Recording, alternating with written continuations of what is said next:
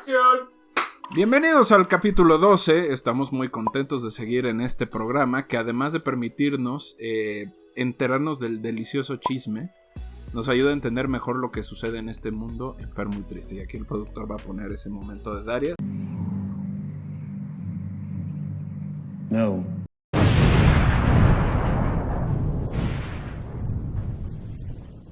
El día de hoy inauguraremos una bonita tradición crononáutica. Utilizar junio para platicar y visibilizar, pero sobre todo educarnos sobre la relevancia que tiene Israel Haitovich para la comedia mexicana. ¡Ay, no digas tus mamadas! No. Para visibilizar y dar notoriedad a los movimientos que ayudaron a construir igualdad en la comunidad LGBTIQ+. Creo que lo dije bien. Si no lo dije bien, pido disculpas. Es que somos pendejos. Así, perdón. Como imbécil blanco, cisgénero, heterosexual, me gustaría decirles que mi intención detrás de este show, además de visibilizar los eventos y los personajes históricos, es definitivamente aprender, y aprender en conjunto con ustedes. Como muchas personas, mi acercamiento al movimiento y a la comunidad ha sido a partir de prejuicios, ideas preconcebidas y en general, mucha mugre que nos avientan desde chiquitos. Así que si me escuchan decir tonterías, no duden en mandarme un mensaje o tweet y mentarme la madre. Eso me ayudará a aprender más rápido. También el productor y yo estamos aprendiendo a dejar ciertas palabras o conceptos que simplemente soportan o siguen esparciendo esos prejuicios. Poco a poco, ténganos paciencia. El día de hoy les voy a contar dos historias. Una, la de una drag que visibilizó y llevó el mainstream, llevó ese arte al mainstream. La otra, una vedette de la que poco se habla en México, pero que además, a su forma, ayudó a romper también muchos mitos. ¿Cuál es la diferencia entre drag y vedette? Simplemente el país donde se encuentra. Ambos casos son muestras de cómo los movimientos sociales pueden o no ser intencionales, pero tienen un impacto fundamental en cómo entendemos y cómo nos apropiamos de la cultura. Su presencia en escenarios inusuales permiten mostrar cómo fueron abriendo puertas, algunas que se han mantenido abiertas y otras que desafortunadamente se han vuelto a cerrar. Igualmente nos ayudan a ver cómo todo lo humano puede tener momentos de gloria y momentos de caída. Nada es perfecto, pero sobre todo hay que seguir caminando cuando estás abriendo vereda. Antes de comenzar, me gustaría recordarles que nos encuentran en YouTube como Escuela Nacional de Clase Medieros. Igualmente tenemos un Patreon. Ambos canales nos ayudan mucho. Si no pueden donar morlacos, déjenos un like, denle a la campanita y suscríbanse al canal. Con eso saltamos la barda. No quiero empezar, háganlo, porque no quiero empezar como Marco Antonio Regil y hablarles de lo difícil que fue mi vida y llorar para que se mochen con una lana, o empezar a hacer canciones pendejas como 9999 o empezar a explotar los visibles defectos físicos que tengo o los visibles defectos que tiene el productor o Vampi o Pai, porque como sabrán ustedes, aquí en esta casa hay una diversidad de malformaciones bastante amplia. Así pues, iniciemos con este programa, y mientras escribo este guión, como saben, me gusta escuchar música. Escucho al maestro Marvin Gaye, específicamente el disco What's Going On. Si quieren saber la relación que tiene con el tema de esta semana, chequen el crononugget que va a salir. Así pues, iniciamos este mes con dos historias de una improbabilidad alta, de dos personas que trataron a su manera de llevar su arte a todos lados. Pero son, sobre todo, pertenecientes a un movimiento que celebra que dentro de la igualdad hay diversidad y que cada quien tiene derecho a hacer consigo mismo lo que se le dé la rechingada gana. Claro, sí, claro. Hoy hablaremos de RuPaul André Charles y de Francisco Carmen García Escalante, mejor conocido como Francis. No era mi pariente, pero igual hubiera estado chido. Esto es Los Crononautas y comenzamos.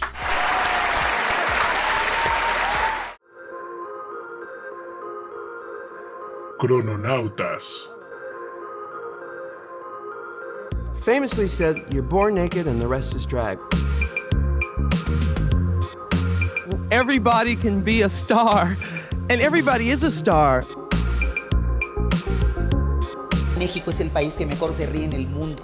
y en sus alrededores, tal vez porque somos un país jodido pero contento, ¿no? De crear un personaje tienes que ser muy valiente.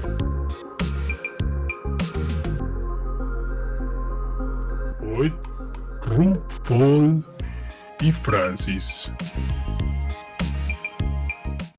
Primer capítulo. Todos nacemos encuerados. El resto es drag. RuPaul nace en 1960 en San Diego, California. Su vida, como la de muchas personas, podría considerarse como la mezcla de buena suerte con las complejidades de ser una persona de raza negra y homosexual en los 70s y 80s. De su niñez se habla en términos muy vagos y hasta mitológicos. Por un lado, él sostiene que fue una niñez relativamente normal y que fue en ese entonces que comenzó a observar que no era como los demás. Otras fuentes, sacadas de su biografía e incluso su familia, hablan de RuPaul como una persona muy noble que tuvo que enfrentarse al rechazo desde muy pequeño. El punto aquí justo se encuentra en cuando comienza a desarrollarse y notar que, a diferencia de otros niños, él pensaba y veía el mundo de forma muy distinta. Por un lado, comenzó a rechazar la idea de la vida normal, esta que te venden de 9 a 5, donde todo se enfoca en el dinero. ¿Vienes a acostarte, cariño? Sí, querida. Pero por el otro, sabía que había algo en él, más allá de sus preferencias sexuales, que lo llevaría bastante lejos. Hay dos eventos que pueden ser considerados como definitorios de esta decisión. Por un lado, sus padres se divorcian después de una relación sumamente tormentosa. Él y su hermana se deciden mudar con su madre. Ru diría que aquella época era complicado entender dónde y a quiénes pertenecía, porque por el otro lado comienza a beber y consumir algunas drogas desde muy joven. Se dice que entre los 10 y los 11 años. Un poco para no ser juzgado, pero también en la búsqueda de un espacio en el mundo. Su tribu no estaba cerca y lo único que le hacía sentir cierto nivel de cercanía era Monty Python, quien veía con su hermana y pensaba que algún día podría retomar este tono irreverente de burla y de comedia que tanto lo caracterizaba. Otro elemento que con los años le daría una visión distinta del mundo sería Bugs Bunny. Diría años más tarde que Bugs fue de los primeros elementos en televisión en mostrar el drag como una herramienta y eso le encantaba. Para quienes no han visto a Bugs Bunny, primero no mamen que no han visto a Bugs Bunny. Ok, boomer. Segundo, Bugs Bunny usualmente se vestía de mujer para engañar tanto a Elmer como a San Bigotes, como a quien fuera quien estuviera casando. También Pato Lucas también hacía eso, ¿no? Entonces, algo que para nosotros como niños era muy chistoso, para este pequeño niño de San Diego era como wow, ¿no? O sea, hay algo ahí que también era padre, ¿no? O que le hacía sentirse identificado. Su madre y hermanas asegurarían que no solo eran estas cosas, sino también la enorme cantidad de ropa y zapatos femeninos con los que contaba y que le encantaba usar, y que la veían correr de un lado al otro, que se ponía todo lo que podía y se disfrazaba todo el tiempo. Sobre su mamá, RuPaul habla con un candor esperado. A pesar de ser una persona religiosa, nunca impuso sus valores a sus hijos y dejó que crecieran como ellos se lo propusieran. De su padre, pensaría un poco con más profundidad. Diría, y cito textual, era un hombre cerrado y yo lo quería tanto que siempre estaba intentando llamar su atención. No entiendes lo difícil que es volverse tan cerrado hasta que lo tienes que hacer tú. De ahí en adelante, comencé a tratarlo y verlo de una manera diferente y mucho más cariñosa. A los 15 años, se muda a Atlanta y comienza una búsqueda del arte como método de supervivencia. Al respecto diría que fue justo en este tiempo que encontró su tribu, los irreverentes, aquellos que querían cambiar la forma de ver el mundo, pero sobre todo que se negaban a trabajar de 9 a 5. Mientras vivió en Atlanta, también desarrolló una película serie B llamada Star Booty, que la traducción literal sería el trasero estelar, ¿no? O el trasero de estrella. Pero el verdadero inicio de su drag sucedería en la música. En esta época, como vimos en el Chrono Nugget 2, si no lo han visto, vayan a verlo, se uniría a Wee Wee Paul, una banda de rock punk reggae que para aquel entonces le permitía canalizar su identidad de forma bastante libre. Wee Wee Paul fue relativamente exitoso en el ambiente de Atlanta, porque en el Atlante nadie es exitoso porque es un equipo de mierda, de Atlante, pero era una pecera relativamente chiquita para el drag que ella tenía en la cabeza. Lo que encontró ahí fue algo más grande. En el escenario comenzó a jugar con su apariencia, progresando de un punk muy clásico, muy rudo, muy directo, a uno mucho más femenino y mucho más cuidado. Es ahí donde sus referencias de la época tomarían mucha fuerza. Debbie Harry, Diana Ross y otros definirían en mucho este personaje que posteriormente construyó. Con los meses, y lo que llevaría a empujar más su imagen, sería la impresión que ocasionaba en el público. Poco a poco fue empujando esta idea hasta lograr lo que ahora conocemos como RuPaul. Y aquí lo que diría es que algo que le llamaba mucho la atención era cómo la gente reaccionaba de acuerdo a cómo estaba vestida. Y era algo interesante porque hay como una completa desconexión entre lo que cantaba y lo que vestía. Y entonces diría, bueno, ¿por qué es diferente o de qué manera se ve diferente? Durante ese camino decide mudarse a Nueva York. Recordemos que en esos años, como lo vimos en el capítulo de básquet, también vayan a verlo, no sean cabrones, la ciudad era un desmadre, pero también un hervidero de propuestas, y si alguien quería hacerla, es donde debería de encontrarse. Capítulo 2. Soy quien soy. No soy real, soy todo y nada a la vez. Esta es una cita. Al describir su drag, Charles diría, soy 2 partes Cher, 3 partes Diana Ross, un poco de Dolly Parton, con tonos de David Bowie y James Brown, y, desde luego, mucho de Bugs Bunny. Si algo se le puede reconocer a Ru es justo la intelectualidad, entre comillas, y análisis detrás de su personaje. A diferencia de otras drags de la época, Charles se construyó más en el enfoque no sexualizado y mucho más performativo del espectáculo, procurando siempre, según sus propias palabras, que la vieran como una artista, más allá de las prácticas sexuales. Recordemos que en esa época el drag que se practicaba también tenía que ver mucho con la forma en la que la sexualidad se empezaba a destapar y se empezaba a liberar en Nueva York. Entonces el éxito, entre comillas, es que ella le quita este ingrediente sexual y lo vuelve más como un personaje, como una artista, ¿no? Como alguien que no tiene ese tipo de punto. En este sentido, John Waters, connotado personaje de la cultura popular y que vamos a hablar de él muy pronto, diría, definitivamente ella no fue la primera, pero sí fue la más eficaz en entregar el mensaje. Mientras otros artistas peleaban por ser reconocidas dentro de uno u otro género, Charles tuvo la fuerza de hacer su propio camino. La importancia de abrir este espacio comenzó justo asociándose a actos y artistas que estuvieran fuera de lo común, como los B-52s, con quienes participaría en un video que para mí es uno de los videos más chingones que tienen, que es Love Shack de 1989. También ganaría el concurso Reina de Manhattan, que le llevaría a tener mucha mayor popularidad y le dio un nombre en la ciudad. Pero en realidad, lo que la mantuvo en el boca a boca, no de manera pervertida, quién sabe, sí, pero ese no es el punto. Pero lo que la llevaría a mantenerse en el boca a boca fue su primer disco que generó y estuvo presente en todos los lugares o en todos los espacios. Ru perteneció también a un grupo contracultural llamado los Club Kids, que no serían relevantes para el mundo salvo por el impulso que le dieron a formas de arte no comunes como el drag y otro tipo de performance. Durante esos años, Charles trabajó en los distintos clubes y participó también en distintos bailes o balls, no refiriéndose a sino no como magia. Los balls eran pequeños meetings que se organizaban en la ciudad con el único fin de mostrar moda, baile y tendencias alrededor de ciertos movimientos culturales. Para mayor referencia vean Pose, la serie. Muy buena recomendación. Durante esos años, además, fueron de hacerse un nombre, hasta que llegó Supermodel of the World, que fue su primer disco entre el 92 y el 93.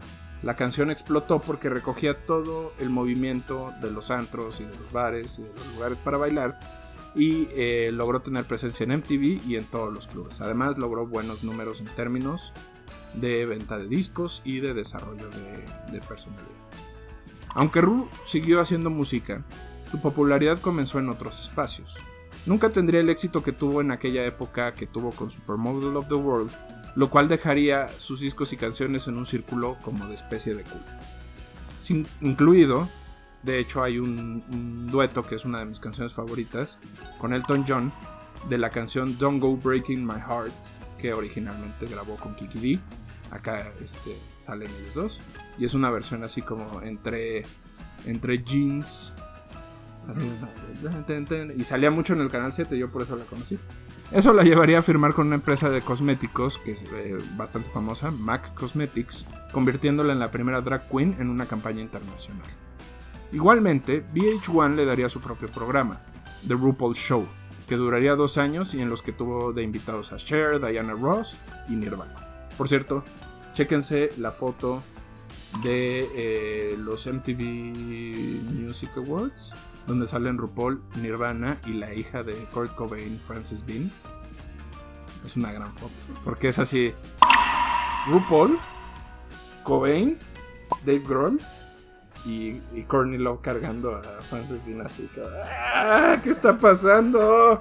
Imagínense que un bebé que veía a sus papás meterse heroína todos los días se espantó por una queen. Eso.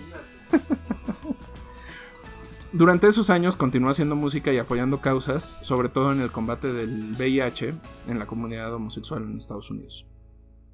Sin embargo, como les decía al principio, no todo ha sido éxito, y mucho menos ha sido reconocida o apoyada por todos los grupos. Muchas veces su visión sobre ciertos temas la han colocado en la crítica dentro de la comunidad. Al principio de Drag Race, el programa de reality, RuPaul aseguraba que aceptar mujeres transgénero no era drag. Sin embargo, ante la crítica de varias figuras, meses después se retractaría. ¿Por qué decía que no era? Porque decía que tenían una ventaja, y de hecho usaba una metáfora muy desafortunada, que es decir, una mujer transgénero no puede participar en las Olimpiadas en el mismo lugar que un hombre transgénero, que un hombre o que una mujer. Entonces, lo desafortunado de eso es, no voy a discutir con usted, no voy a discutir. Lo desafortunado es que justo se subió a un discurso que no necesariamente era el que ella defendía, ¿no? Posteriormente, en varios segmentos del show, se mostraban chistes o gags que fueron concebidos como ofensivos para la comunidad trans. Por ejemplo, cada comunicación que aparecía se hacía llamar She-Mail. No mail de M-A-L-E, sino She-Mail de mail de correo. Obviamente le hicieron quitar el término mail y ahora sale nada más ella comunica. Otro elemento que ha sido duramente criticado a la drag es su apropiación de términos y formas que antes eran solo de la comunidad. Hablar de realness, por ejemplo, que sería como realeza o honestidad o dirección, por ejemplo, es algo propio de los balls, no de las bolas, de los balls, de los bailes, y ella se lo apropió. Dicha forma de hacerse de estos conceptos, y sobre todo de sacarle dinero a estos conceptos, y de lo poco que según la misma comunidad le estaba regresando, fue uno de los principales problemas que enfrentó muy al principio de RuPaul's Drag Race. Ella no solo reconoce que así ha sido, sino que además dice que el enojo viene de que la gente no lo hizo antes. O sea, básicamente lo que está diciendo es: se enojan conmigo porque a ellos no se les ocurrió primero. A pesar de su resistencia, RuPaul desarrolló un reality para encontrar a la siguiente drag americana. Y la razón por la que no quería hacer realities es porque decía que, o pensaba que era una manera de ganar dinero explotando su condición sexual. Sin embargo, decidió hacer esto con todo el cuidado, lo ponemos entre comillas porque ya vimos que tuvo bastantes problemas, pero decidió desarrollar este programa que era para encontrar a la siguiente drag americana. 13 temporadas después. Y un chingo de dinero, güey, porque eso fue lo que le hizo. Sí, claro, por supuesto. De hecho, vas a ver, eso es una de las declaraciones que más me gustó en la investigación que hizo. 5 especiales All Stars, versiones en UK, Australia, España, Canadá y Tailandia, así como decenas de spin-offs donde los participantes originales del programa tienen sus propios shows, argumentaría que en realidad refuerza la idea de que el Drag Race no es un reality que explota la diversidad, sino que explota las carreras de las personas que participan en él, lo cual puede ser cierto, ¿no? No soy yo quien para decir. Oh, gracias, me gusta el dinero. ¿Qué lo inspiró? ¿El dinero? En distintas conversaciones, y al preguntarle si es a través de ella que el drag se ha vuelto mainstream, asegura que por su naturaleza no puede serlo, que es de hecho contracultural, chocante e incluso revolucionario. Lo que sí se puede asegurar, porque esa es una declaración bastante pretenciosa, es que a través del camino y de sus 61 años, el imperio que ha construido ha permitido poco a poco que se hable más abiertamente de la diversidad sexual en diferentes medios norteamericanos. Por ejemplo, en 2017 fue nombrada por la revista Time como una de las personas más influyentes de ese año, quedando la pregunta de cuál es el siguiente paso, qué es lo que tiene que hacerse. Al respecto, RuPaul contesta: yo por ahora me veo fuera del drag. Si no me pagan, prefiero no vestirme de mujer. Soy parte de algo más grande y todos los días estoy aprendiendo de los jóvenes. En ellos está la responsabilidad. Yo ya terminé mi participación en esto. Así que, por cierto, es el primer Crononautas que hablamos de alguien que no se ha muerto. Fascinante. Esperemos que cuando salga este programa no se haya muerto. ¿Sí? Ese no es asunto mío. Espero les esté gustando este Crononautas. El aprendizaje para este humilde lector de Wikipedia es: hasta en la más profunda igualdad hay que respetar la diferencia para saber cómo convivir. Oh, qué buena frase. Anótala, Mario Hugo. Recuerden que estamos en Instagram como @loscrononautaspodcasts y @en clase, no sé, en bajo clase medias. Antes de terminar, mi querido productor, usted quería dar una anotación específica sobre el tema, por favor. El dinero, güey, el dinero es lo que también lo movió. O sea, por eso ahorita dice, yo ya no lo hago. Y está bien chido porque justo también creo que muestra el pedo de que la identidad fluye. Exactamente. O sea, no es como, soy drag y para toda la vida tengo que ser drag. Es como, no, güey, yo ya hice lo que quería hacer, lo que tenía que hacer. Cada quien haga lo que quiera. Sobre todo tienes todo el punto, y a mí lo que me gusta es: yo hice lo que yo quise y gané dinero en mi cámara. Lo cual ese es el sueño.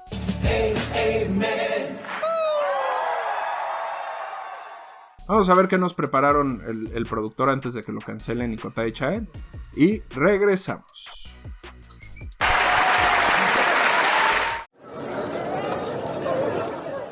Intermedio, clase mediero.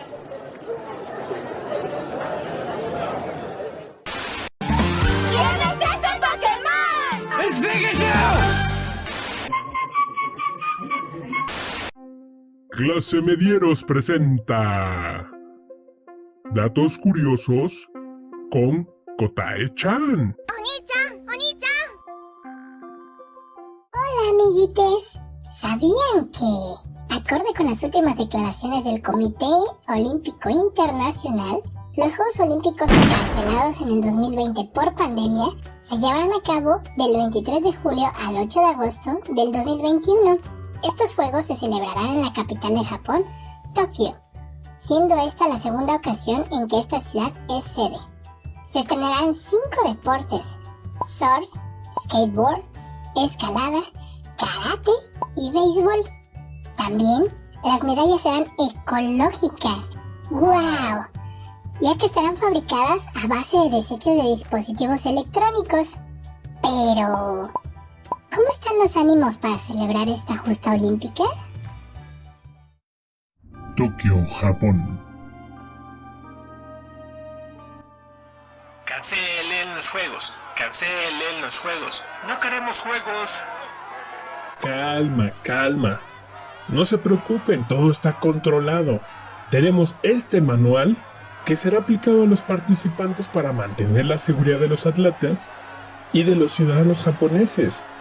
Eso es lo que más nos importa, la salud de todos. La verdad es que ya no podemos cancelar, güey. Los patrocinadores, los hoteles y las televisoras nos exigen continuar para recuperar su inversión. Si no continuamos, tendremos que hacer válido el seguro y vamos a perder mucho dinero. Es que se pongan mascarilla y ya, que sea lo que Dios quiera. No voy a arriesgar el patrimonio de los Juegos Olímpicos por unas cuantas personas con gripe.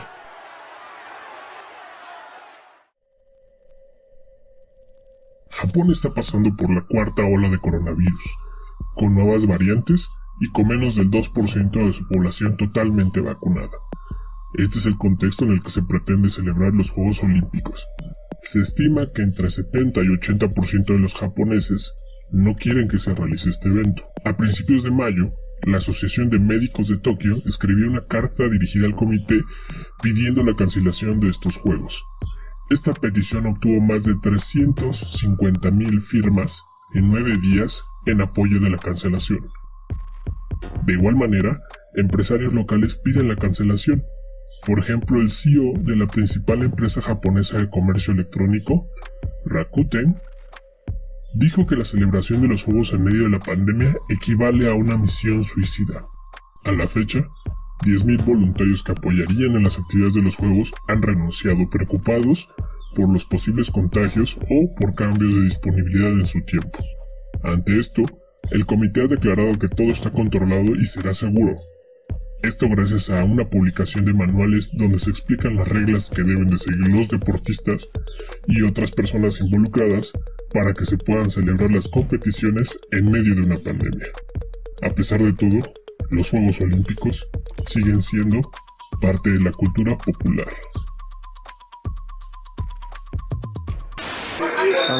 Oye, niño, ¿y tu mamá?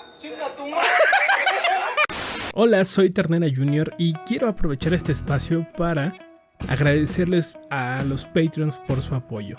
En verdad, muchas gracias. Sabemos que no somos el mejor contenido, pero todas sus aportaciones nos ayudan muchísimo y nos motivan a seguir adelante.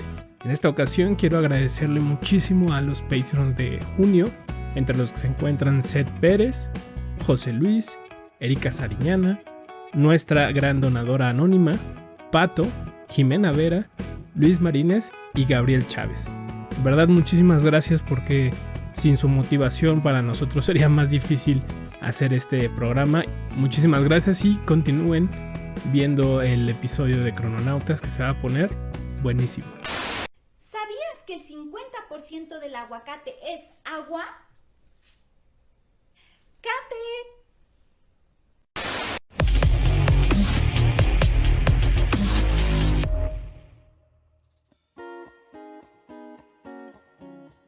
Bienvenidos, ¿cómo están? A una nueva entrega desde Deportes del Sofá. Yo soy Rich. Espero les hayan gustado las otras dos entregas. Espero no les hayan resultado tan aburridos. En este intermedio, clase mediero, en su cápsula semanal de Crononautas. Vamos a hablar de un tema que para muchos resulta no polémico, pero sí de discusión. Porque muchos debaten el hecho de que sí es un deporte o no. Yo lo defenderé hasta la muerte siempre, pero hay quienes dicen que no tendría que ser considerado así. Pero vamos de lleno. Es muy agradable hoy en día el poder disfrutar de un gusto, sabiendo que tienes distintas opciones, muchas opciones, que no siempre va a hacer que quieras lo mismo. Es como un helado. Puede que un día se te antojen distintas cosas y es lo bueno de tener tantas opciones ya disponibles, ¿no? Esto vamos a enfocarlo un poco a los deportes, entendiendo que muchos critican y que muchos debaten que no lo es. Pero para quienes somos gustosos, es un gran momento hoy en día para ser fanático de la lucha libre.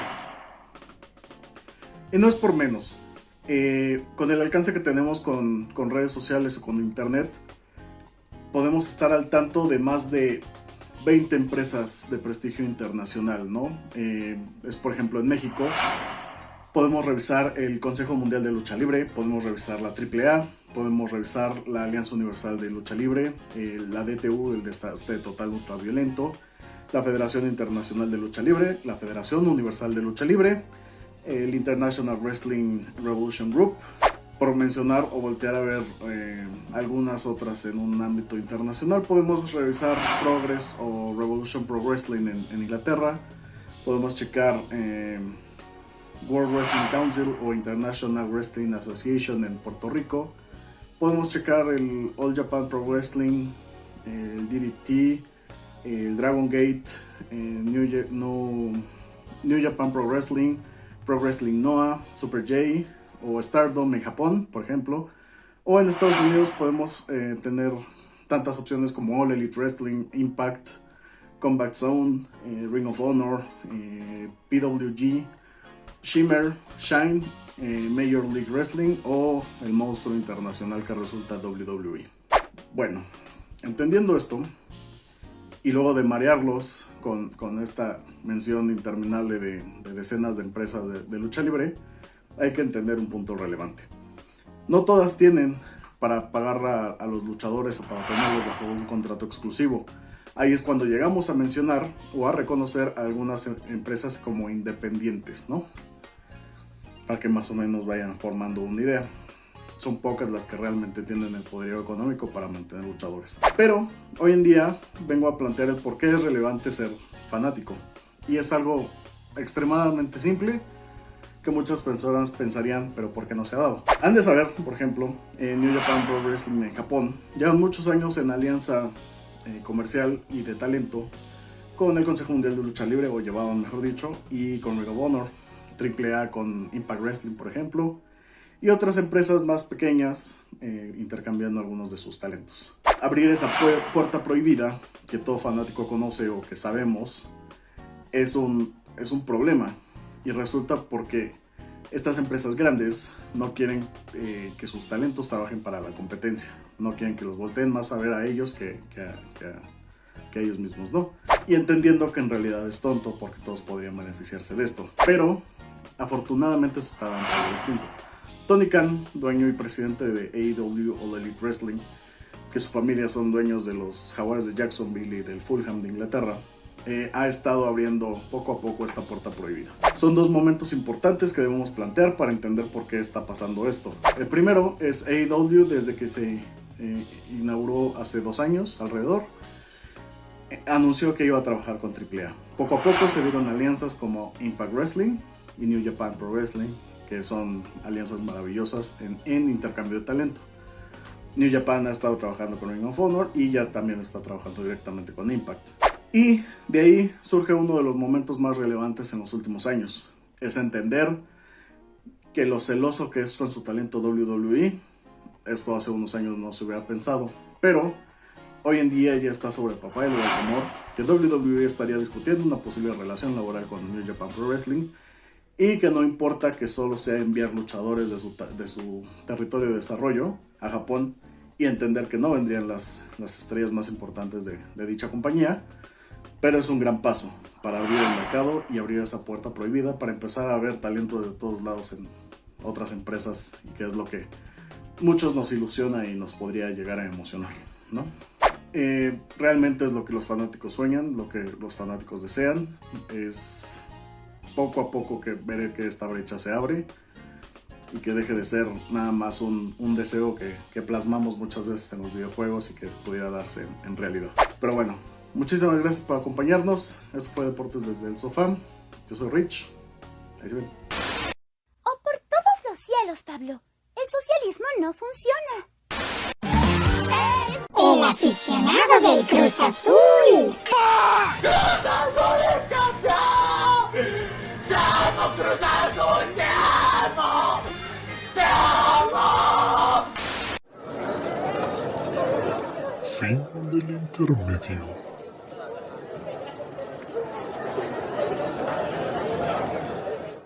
Capítulo 3. No se olviden de Campeche.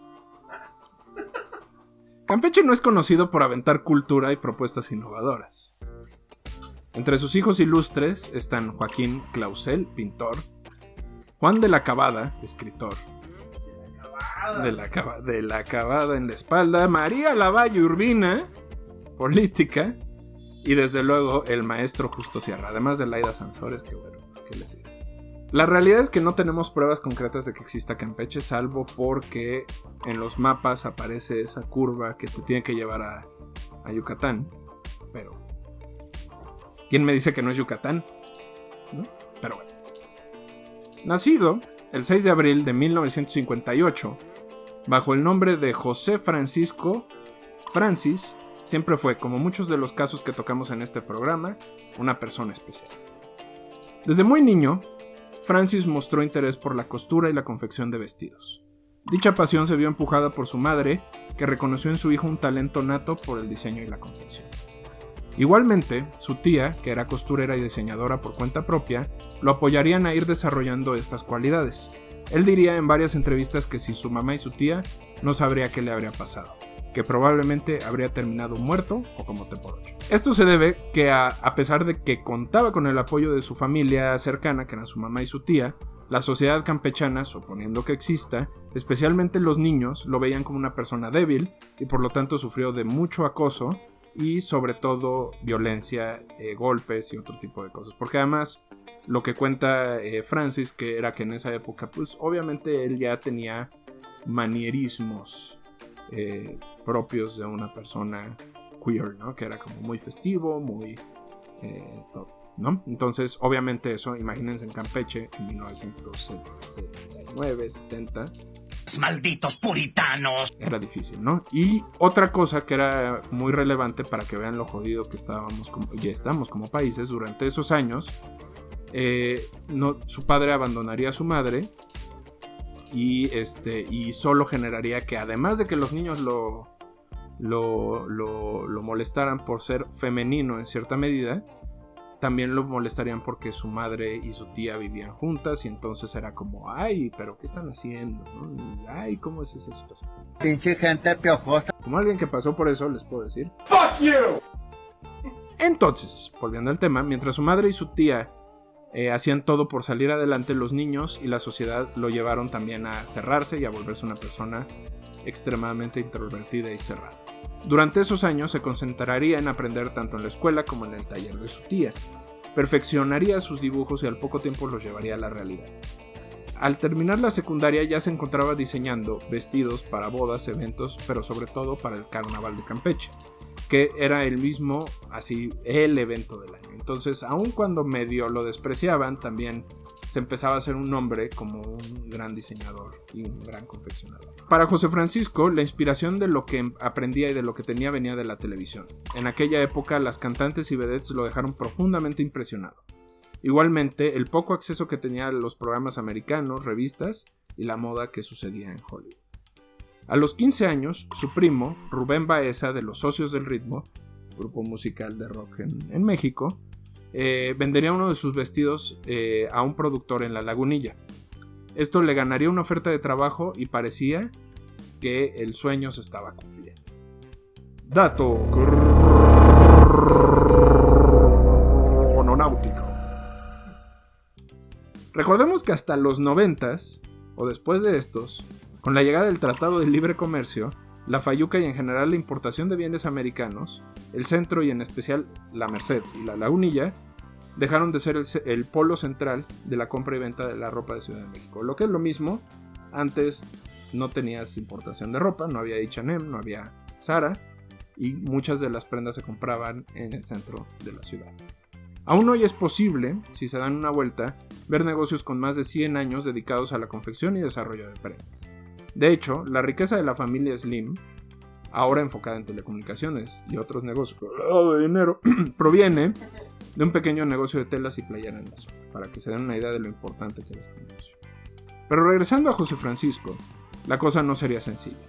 Ya había llegado, ya estaba en la ciudad, pero el trabajo que le ofrecieron en realidad era maquila, y la posibilidad de diseñar no se presentaría como le habían dicho. Avergonzado, no quería regresar a Campeche, nadie quiere regresar a Campeche. Decidió renunciar a su empleo y por un buen tiempo se mantuvo de hacer pequeños trabajos, incluso llegando a vivir en la calle. De estos años hay poco registro, pero se sabe que tanto él como su aliado en el futuro, que ahorita les voy a platicar de él, tuvieron que entrarle en todo para sobrevivir. Y aquí todo significa... Sin embargo, con la mente puesta en sus diseños, constantemente visitaba talleres y boutiques para ver si le daban trabajo. Y sería Mitzi, un entonces aprendiz de diseñador, que al ver sus cualidades creativas decidió asociarse con él y ayudarlo. Para que quienes no lo sepan, Mitzi posteriormente sería el diseñador de las estrellas. Le diseñaba vestidos a Lucía Méndez, a Verónica Castro, a todo Televisa, ¿no? A todo Televisa, o sea, era el gran diseño, creo que el vestido de bodas de Lucerito, o sea, era el diseñador en México, ¿no? De la farándula mexicana, ¿no? Pero antes, pues también, igual que Francis, estaba jodido, viviendo en la calle y viviendo de lo que podían hacer y de lo que podían sacar, ¿no? Durante esos años, eran ellos dos contra el mundo, sobre todo contra el hambre y contra el abuso. Mitzi diría años más tarde que tuvieron que sufrir muchas cosas, pero que el estar juntos les permitió sentirse de algún modo protegido. Pero aguantar rindió sus frutos. Durante esos años Mitzi se concentró en diseñar y José Francisco en portar. Poco a poco, mientras se abría camino en la confección, el otro lo haría en el espectáculo. Y aquí pasa algo muy chistoso. Francis empieza a ver y a trabajar en el circuito de vedettes en México y empieza a ver cómo funciona y empieza a ver los shows, y ahí es donde dice: este es mi camino. A pesar del talento que tenía para diseñar, siempre su objetivo y su talento empieza a ser artista, ser vedette. Capítulo 4. Nace Francis. A diferencia de RuPaul y la lógica cerebral que viene detrás de su personaje, Francis es más bien la representación de lo que José Francisco pensaba que debería de ser, es decir, era su verdadero yo. Mientras comenzaba a internarse en el mundo del espectáculo, participando como corista o bailarina en diferentes espectáculos, en su cabeza el objetivo era claro: conseguir un espacio propio y poner su propio espectáculo. Pero antes de lograrlo, habría de buscar más oportunidades. Para este tiempo, Mitzi y Francis eran una sociedad extremadamente eficiente. Mientras José Francisco buscaba espacios, generaba redes y encontraba espectáculos para actuar, Mitzi le ayudaba a diseñar los vestidos que usaba en esos espacios. De hecho, el primer diseño que le hizo nació de la improvisación. Al respecto, Mitzi diría: estaba arrugado y mal cosido. Le tuve que tapar los errores con piedras, pero se veía espectacular. Al regresar me contó que le pidieron que lo vendiera, pero no quiso, por lo cual me alarmé y casi le pego. ¡Pendejo! Porque se estaban muriendo de hambre, evidentemente. De cómo Francis decidió convertirse en este artista se sabe mucho de la inspiración, pero poco de la forma. Es decir, se sabe que amaba el teatro de revista, el vodevil, el cabaret. Admiraba profundamente a las vedettes de aquel entonces como Sasha Montenegro o la princesa Lea. ¿A que no sabías que había una princesa Lea, perro? No sabía que es la princesa Lea. No es la misma princesa Lea, pero es la princesa Lea. Eso... Pero su proceso fue natural. En el fondo, desde pequeño, ese siempre fue su objetivo: ser un artista. No supo cómo y de qué manera hasta que tuvo a los artistas de frente. Hasta que vio de qué se trataba y se retó a hacerlo por su propia cuenta. Afortunadamente para Francis, el entorno de vedettes era el espacio ideal. Ya había antecedentes, sobre todo en Argentina y en España, con La Veneno y Florencia de la B, que eran otras dos vedettes travesti. Es decir, a diferencia del mundo cerrado del que venía, Campeche, encontró en su tribu su lugar donde tenía el talento y podría triunfar. De ahí, poco a poco se fue abriendo paso. Su primera oportunidad con resonancia sería el grupo Las Femmes, y al mismo tiempo la película Bellas de Noche de 1975. Hay una película de 1975 y está el documental de 2000 algo. Es en esta época que decide hacer su propio show, una mezcla de comedia, música, imitaciones, sketches y espectáculo vodevil. Evidentemente montarlo y lograrlo fue parte del reto, pero una vez que estuvo ahí, corrió temporadas durante más de 15 años en el Teatro Barquita. En ese tiempo también participó en telenovelas, películas y musicales, pero el centro de su carrera fue y siempre será su exitoso paso por el teatro. Pues a esas alturas, ¿verdad? Ya como que el personaje de Francis se ha comido más al creador, que es Francisco. ¿Cuáles son las diferencias? Al meterte a crear un personaje tienes que ser muy valiente porque sabes que en este caso pues tenía que ir nadando contra la corriente. Y a él le gustó, se acoplaron muy bien las dos personalidades. Realmente nunca han tenido problemas. Ahora bien, aquí vale la pena hacer una pausa. Si bien la carrera de Francis fue extremadamente exitosa, hay otra parte que siempre fue complicada. Por un lado, Francis combatió toda su vida con la discriminación fuera del escenario. Siempre fue extremadamente abierta con respecto a su sexualidad, su identidad de género y su postura, lo cual generó muchas incomodidades en una sociedad que veía en ella un personaje más que una persona. O sea que si ve a mi marido vestido no me preocupo. No te preocupes, no. Es muy normal. Es muy normal, al contrario, se prestan los vestidos y las cosas. Ay, los maquillajes, tú lo arreglas. Es una fantasía. Es como los niños. De hecho, su éxito es un curioso caso de cómo funciona la sociedad mexicana, que encapsula a las personas que son diferentes y los deja de algún modo aislados del resto, esperando que no dañen a los demás. Es decir, mientras seas un espectáculo del que puedo ir con mi marido a empedarme y reírme, pero no se te ocurra hablarle a mis hijos. No se te ocurra salir a la calle vestido así, porque la cosa no va por ahí. ¿Cómo combatía Francis esto? Con comedia. Aún en los pueblos más alejados y en las ciudades más concurridas, Francis lanzaba la primera bala. No soy Vivi Gaitán, pero ahí la llevo, güey, mira. ¿Cuál te gusta, la derecha o la izquierda, cabrón? La derecha o la izquierda. Y por bolas no paramos. Ya caíste. Pero esto no quitó que sufriera protestas, cancelaciones e incluso violencia en distintas partes de México. Monterrey. Por el otro lado, cuando los programas de espectáculos comenzaron a ser populares en México, específicamente Ventaneando, la cosa fue más dura, porque la única atención que podía atraer era aquella que tenía que ver directamente con su sexualidad y su género. A la gente que quiere tener sexo contigo, ¿cómo le gustas? ¿De Francisco o de Francis? Pues primero de Francis.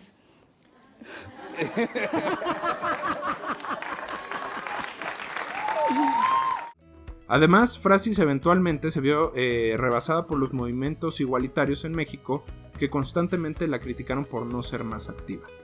Al respecto, ella siempre sostuvo que su lucha estaba en abrir los espacios y lugares para la comunidad, cuestión que para desgracia de la vedette, en efecto abrió, pero que nadie retomó, dejándolos vacantes o desaparecidos.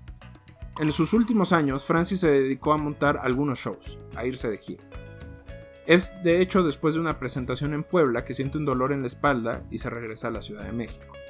Ya en el hospital sufre una trombosis y muere el 10 de octubre del 2007. Su historia y legado es negado incluso por sus compañeras vedettes, quienes veían en ella una especie de burla a su trabajo. La violencia, discriminación y en general el espacio de negación no se ha ido.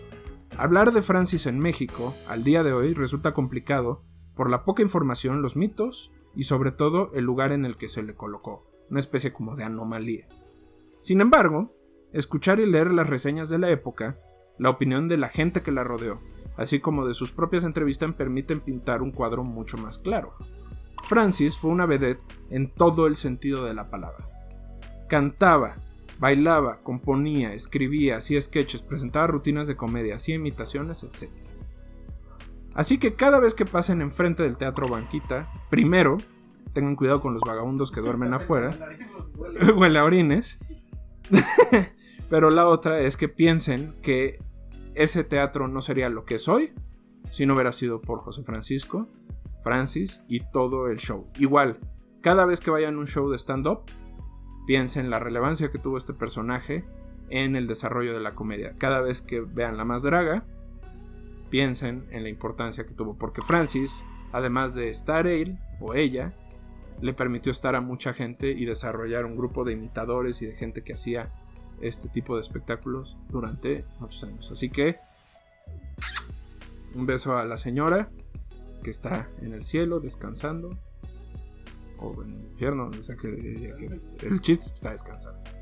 Espero les haya gustado este Crononautas 12. Recuerden que nos pueden encontrar en patreon.com/en-clasemedieros. También nos pueden ayudar dándole like en YouTube, Escuela Nacional de Clase Medieros. Denle a la campanita para que también se guarde. Y bueno, para que se queden con algunas cosas que pueden ir a ver, es importante ver Bellas de Noche. Es un muy buen documental del estado de las vedettes mexicanas ahora. Es difícil, la verdad es que tanto de RuPaul como de Francis, de RuPaul es un poco más sencillo porque hay un libro que ella misma escribió sobre cómo fue crecer y cómo fue desarrollarse, pero sobre Francis hay muy pocas cosas. Yo lo que les recomiendo es que busquen sus rutinas de comedia. Hay cosas muy, muy, muy buenas, muy inteligentes. A mí lo que me gusta especialmente es que se lanza contra la hipocresía de sus compañeras vedettes, lo cual es una joyita, ¿no? Porque ¿de qué me estás hablando? De que no me aceptas, pero te coges a José López Portillo. ¿Quieres abrir universidad? Pero de lejitos, ¿no? Entonces échenle un ojo y sobre todo denle chance a lo que hay allá afuera sobre Francis. Hay mucha información, pero está toda regada, entonces denle chance. Sobre todo vean su comedia. Su comedia era algo muy, muy, muy especial. Entonces, pasen una buena semana. Este fue el Crononautas número 12. Los queremos. Ya no tengo voz. Adiós.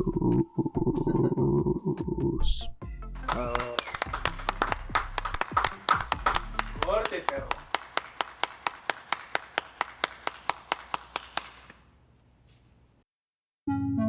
Crononautas.